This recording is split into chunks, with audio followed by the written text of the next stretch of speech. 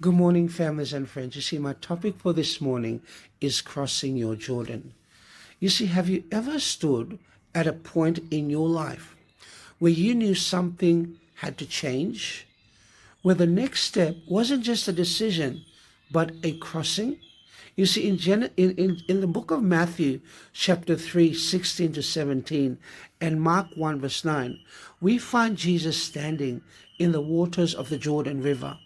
It seemed simple. He's being baptized. But something powerful is happening here.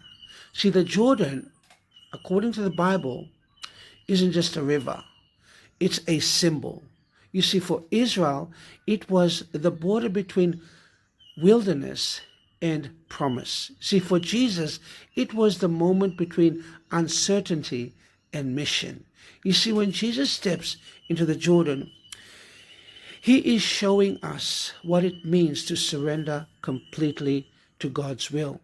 You see, he didn't need cleansing from sin, but he chose to identify with sinners, to stand where we stand.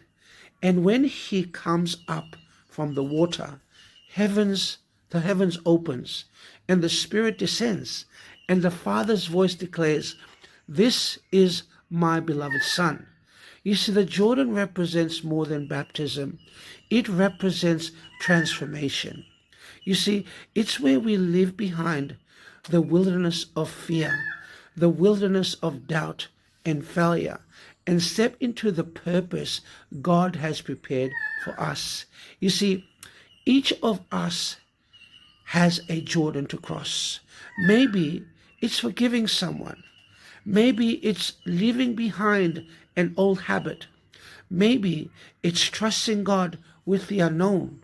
You see, the moment you step in, heaven opens and God's Spirit meets you there. So today, don't be afraid of your Jordan.